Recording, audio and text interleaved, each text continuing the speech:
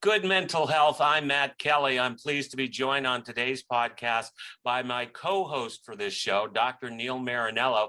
He is a longtime behavior expert and a solutions-focused life coach in Woodstock, Vermont. Neil, as always, it's a pleasure having you on the show. My pleasure being here with you, Matt. Why don't you take a few minutes and just explain to our listeners a little bit about your backstory and your over 60 years in human behavior. Well, 60 years, I'm 76 years old, so that goes back till I was 15 or 16 years old. And that was how old I was when my father died. And I very much have spent my life trying to be the good daddy that he was, and perhaps even supersede him here and there. And in my mind, being a good shrink is being a good daddy. And so I've worked hard to develop my skills at figuring out how to help people be better than they are. And that means basically getting inside their heads, figuring out what's right for them, and helping them to do the best they can. Wonderful. In the effort of full disclosure, I've been a longtime client of Dr. Marinello's and can personally speak to his effect on my life. The purpose of our Good Mental Health podcast is to help people achieve good mental health, particularly as we're coming out of this COVID crisis. There has been a mental health crisis that has gone along with this health crisis, I think. And throughout the courses or the episodes of this podcast, we're going to be specifically speaking to the tweets that Dr. Marinello has been putting up on Twitter. And you're welcome to follow Dr. Marinello at Coach Dr. Neil. That's at Coach Dr. Neil on Twitter.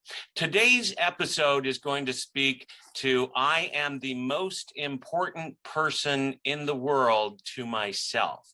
That is one of your tweets and is the subject of today's podcast. So Neil, if you'd take a few minutes to really explain the thought process behind that tweet, I am the most important person in my world. Well, I think the starting point is to recognize that every time you remember something, you change it. That means that today is different from yesterday, and the person I am today is different from the person I was yesterday. When I say every time you remember something, you change it, what I mean is if I remember something that happened yesterday or last year, I'm bringing it from the part of my brain that remembers things, which is usually thought of as the hippocampus, two almond-shaped things on either side of the brain. And you bring it to your forefront and you remember it. And in the process of remembering it, you change it.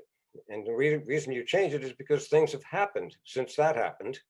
And we are interpreting it now in terms of not just what you remember happening, but also what you've learned since it happened.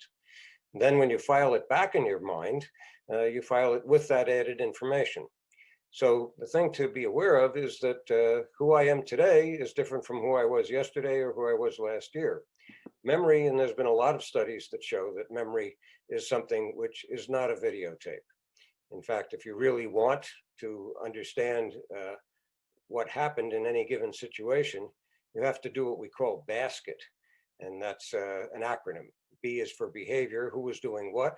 A is for affect, what feelings were people having? And there are basically four feelings: mad, sad, glad, and scared. And S is for sensations.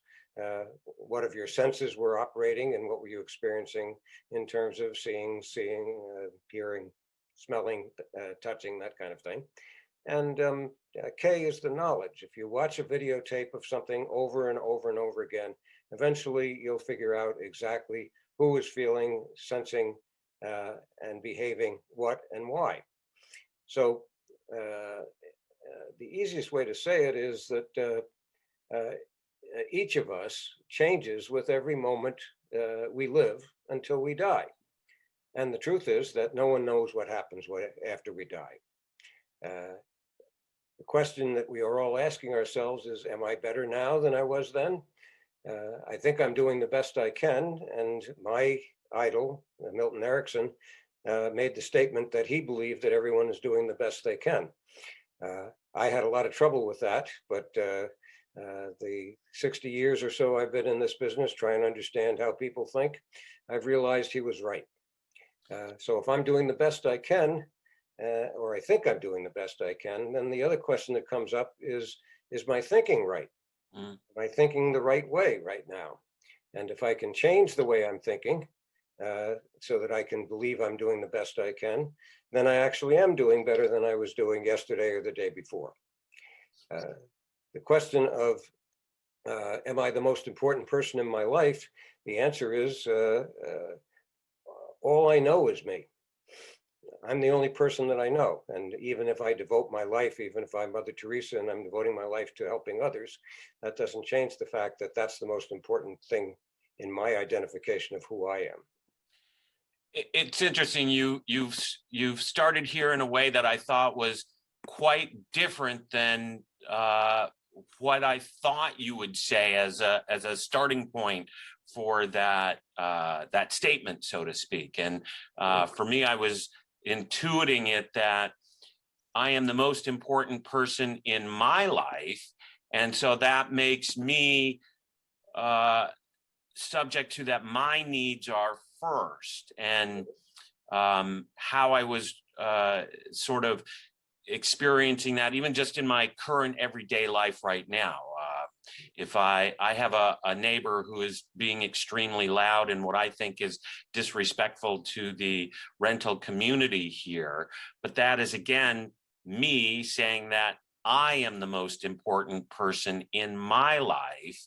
And yet, of course, that other person is saying that same exact thing by their not attending to the needs of other people in the community. So it's a rather different way of approaching the topic, and I'm wondering if you sort of can expound on that a little bit. Well, looking at it from the perspective of the way you're talking about it, my mother used to say, freedom is the right to swing your arm anywhere you want as long as you don't hit anybody. Mm. Your neighbor is hitting somebody by their behavior. The bottom line on it is whether your neighbor is aware of what they're doing or not, their behavior is causing harm to others. Mm. I personally believe that that the only real sin is hurting other people unnecessarily. Right. Yeah. When I say unnecessarily, sometimes it's necessary to hurt people in order for them to learn what they need to learn about how they're hurting themselves or others. Mm. On the other hand, when someone is doing something that is causing harm to others, I believe intervention of one kind or another is necessary. And I believe that the name of the game is getting the message across to that person in the way that is least harmful, but still gets the job done.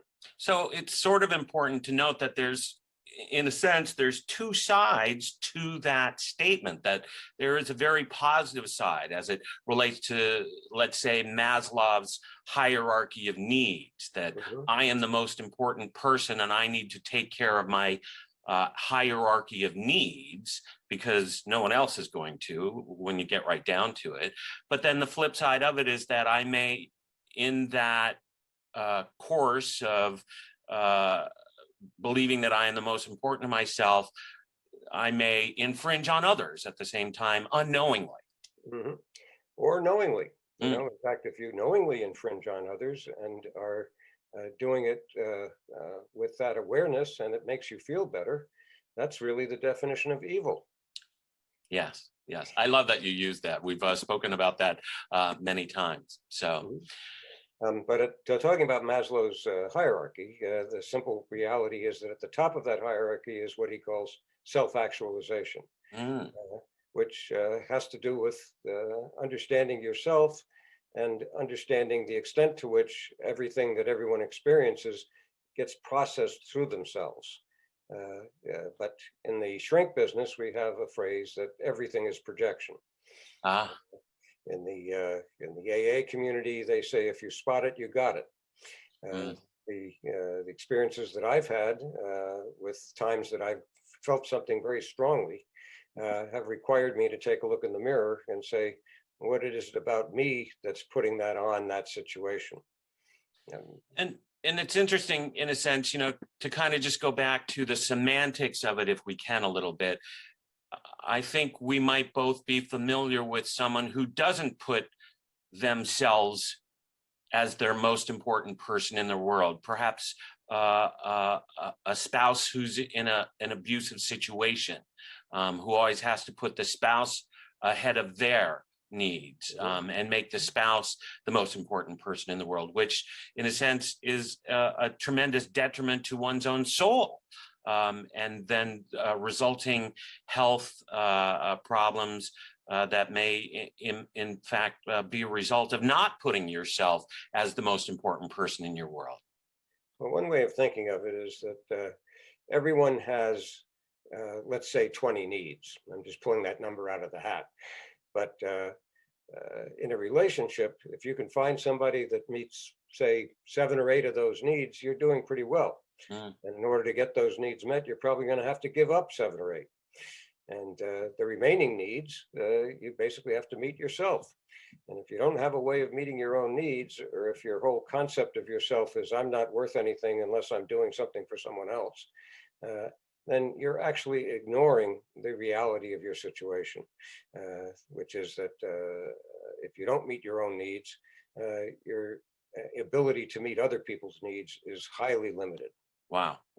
And sort of that's one of the reasons that I wanted us specifically to use this topic as our initial podcast, because it sort of sets the framework for us to build on in future podcasts from this very simple, basic concept that I am the most important person in the world to me, and that is a mindset that as we actually go out into the world, we should probably keep in mind that that is what anyone we interact with is also operating under.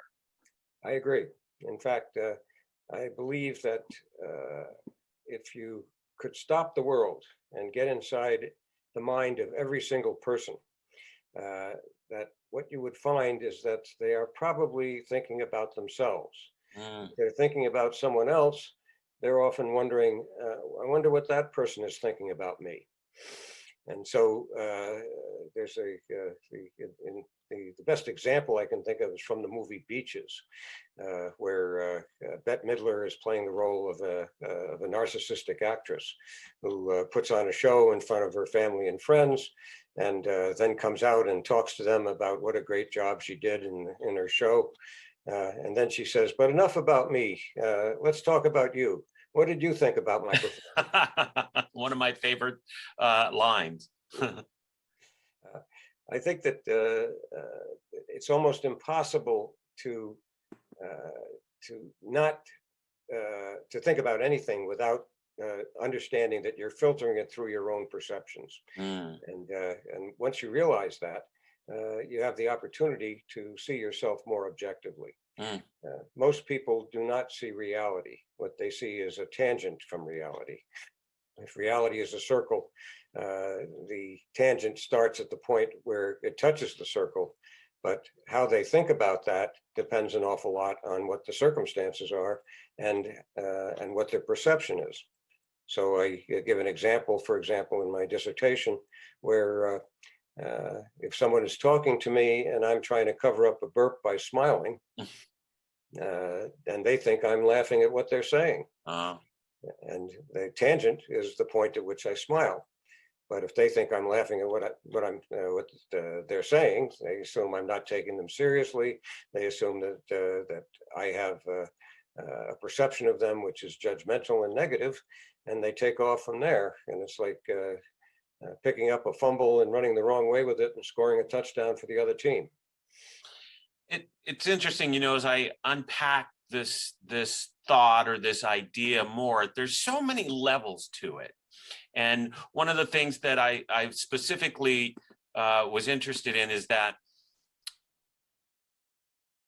in the event of what you just said, where maybe somebody has misinterpreted something that I've said or done or have spoken, that it is incumbent on me to try to reach that person in a non-threatening, non-judgmental, non-defensive way, so that there is a real communication here, and that is really important to me if I care about how my image is perceived in the world at large.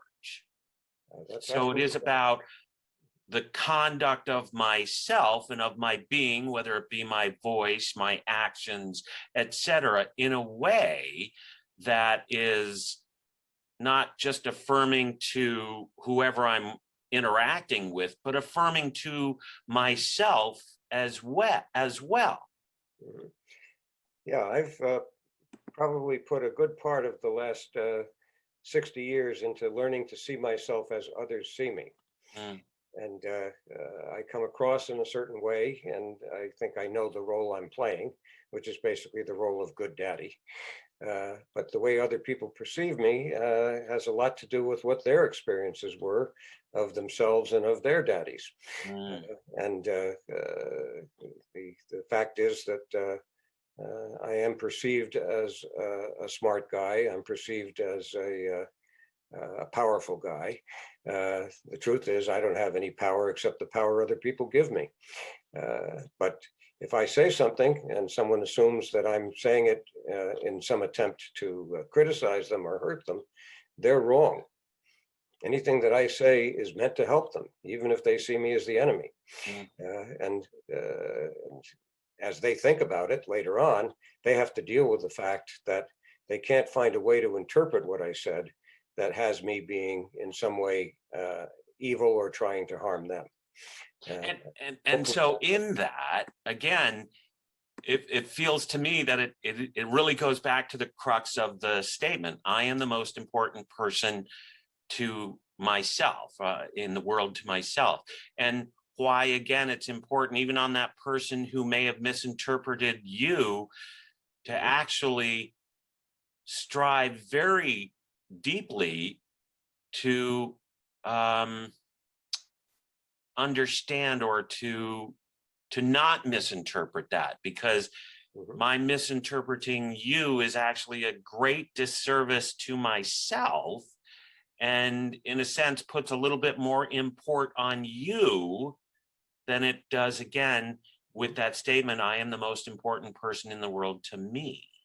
And That's right. if that were the case, then I would strive very, very deeply to uh, deeply understand a point of view that may be contrary to what I think I know. Got it exactly, Matt. That's exactly right. Because when someone tries to understand what I say, they're trying to get inside my head. They're trying to understand my motivation.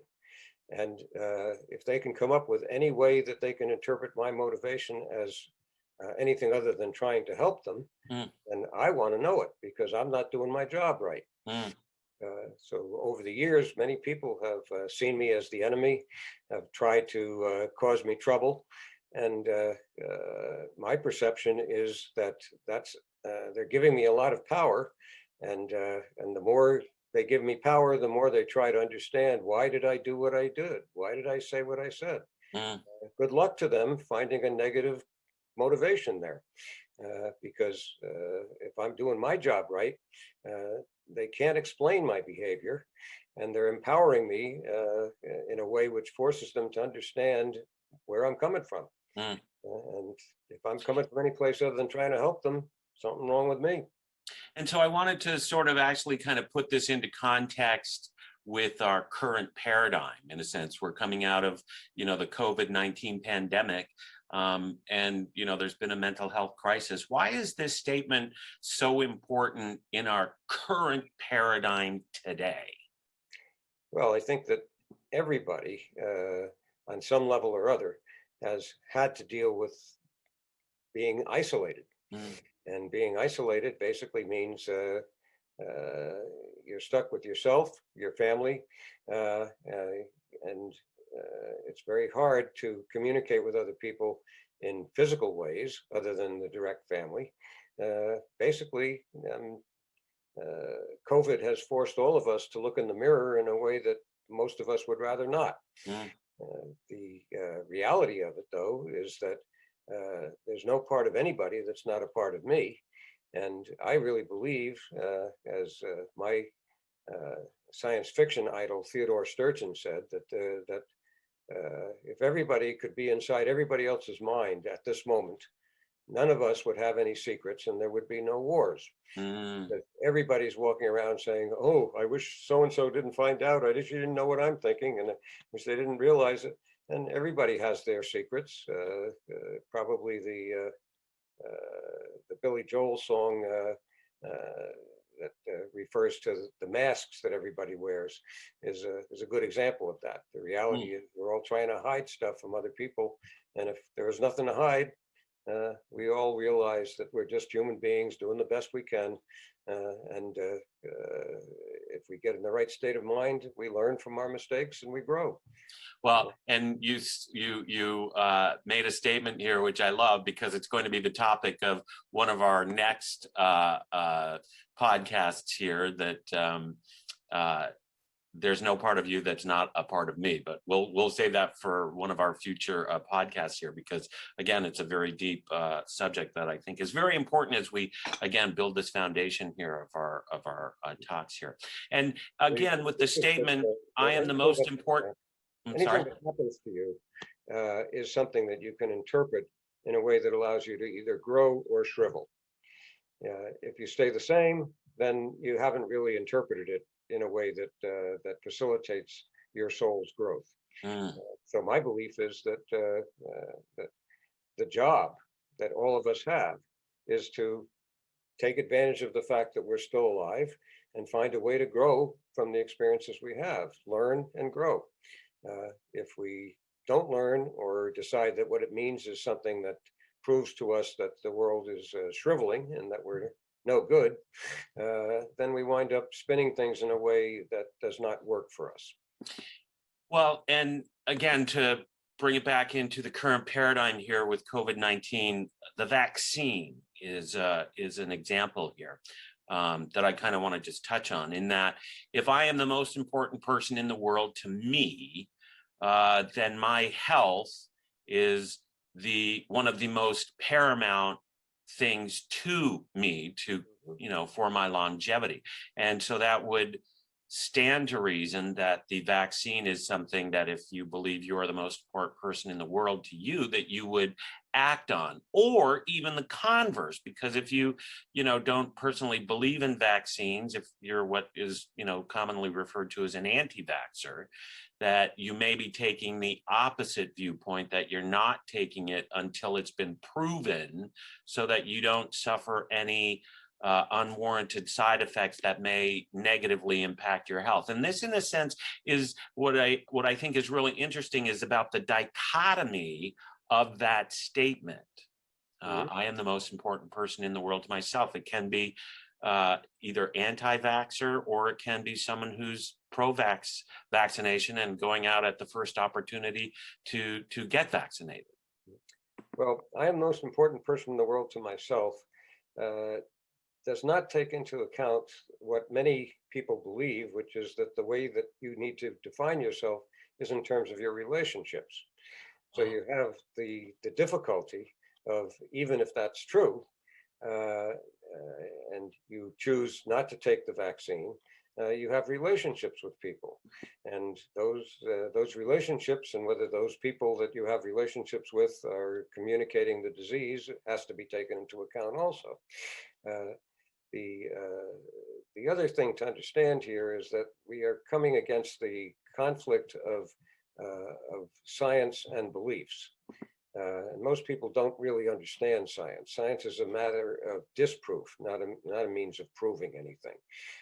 So when you scientifically test something, you're basically testing it against the hypothesis that that it doesn't work.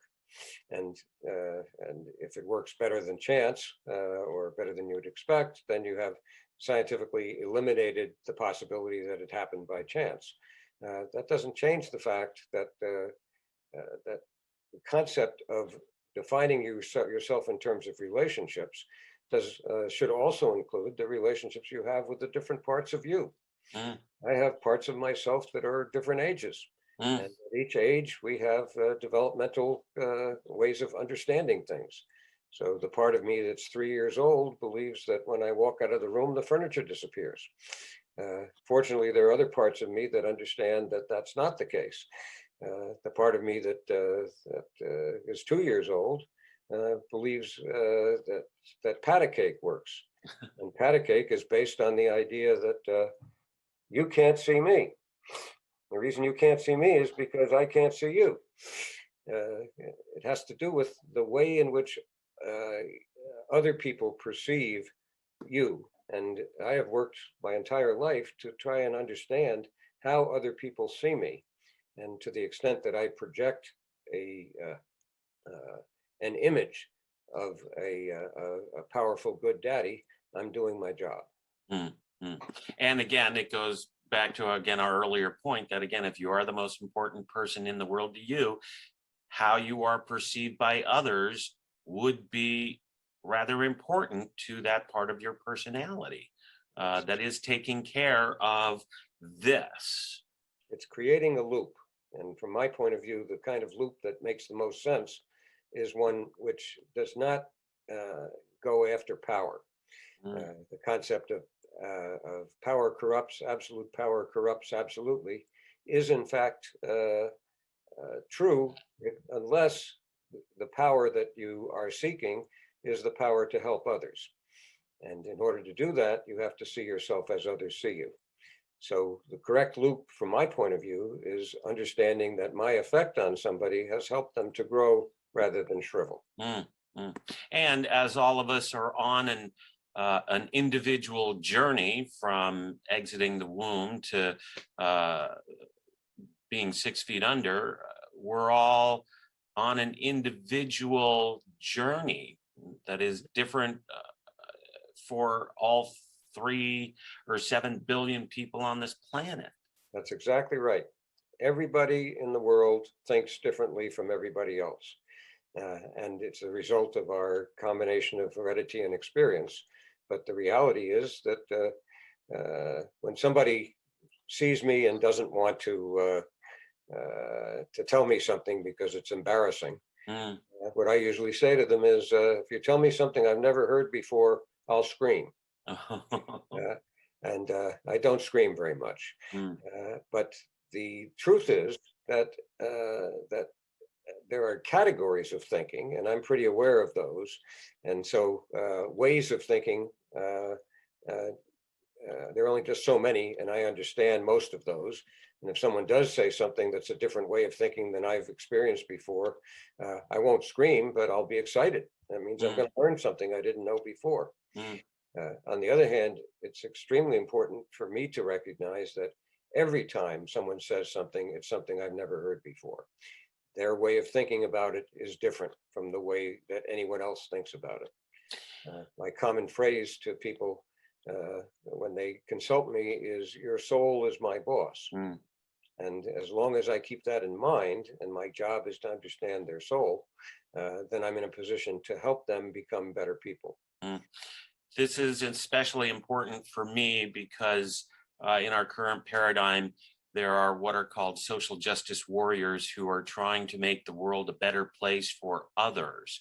And it's important, I think, for us to realize that in that attempt, they're still keeping that paradigm very front and focused, that they are the most important person in the world to them, and they believe that what they are doing is right, and it is important for their soul to feel like they're contributing to the betterment of mankind. Yes, but of course, the flip side of that is, to what extent are they laying their trip on other people? And again, the issue becomes, who's getting hurt? And are you having an opportunity to learn from your mistakes? None of us are perfect, and we all make mistakes. The thing that concerns me about even the phrase cancel culture is that it doesn't seem to take that into account. Are there any other ways that we can interpret that saying, that tweet of yours, I am the most important person in the world to me, things that we haven't spoken about here today that you'd like to kind of delve a little bit deeper into? Well, I think that the primary thing to understand is that we all have at least two minds, a conscious mind and a subconscious mind. Mm. And the subconscious mind is basically a brilliant slave. It does what it's told. The conscious mind is the boss. Unfortunately, the conscious mind is somewhat limited, even though it can give the orders. The conscious mind can keep track of at the most 7 variables at a time. Uh, when I was running groups, as soon as I had more than 7 people in the group, I was clumping them. I was saying, oh, those are the alcoholics over there, or something like that. Whereas the subconscious mind is capable of turning the solution to your problems into a motion picture with sound and a story. That's what a dream is. And think of how many thousands of variables have to be manipulated in order to turn the solution to your problems into a movie. Uh, and the subconscious mind is trying its best to get a message across to the conscious mind, usually about a stupid order the conscious mind is given. So if you've experienced something that was traumatic, often the conscious mind says, make sure that never happens again. Mm. And of course, the subconscious can't do that. And the conscious mind says, I don't want to hear about that. I never want to think about that again. And the subconscious now has the problem that the boss has given an order, which makes it very difficult to go on living in the right way because the order is contradictory to survival. Mm. So the subconscious has to come up with a dream that gets the attention of the conscious mind. And the biggest mistake most people think is to assume that dreams are basically nightmares and they're bad and that they're trying to scare you, when in fact it's just the subconscious trying to get your attention. And if you become the different parts of the dream, as Fritz Perls did in most of his work, you wind up understanding parts of yourself and making a relationship with parts of yourself that previously you were trying to avoid. So the deeper level of I am the most important person in my life is that there are all kinds of parts of me that I need to understand better in order for me to actually take proper care of myself, Mm. not to mention the relationships I have with others.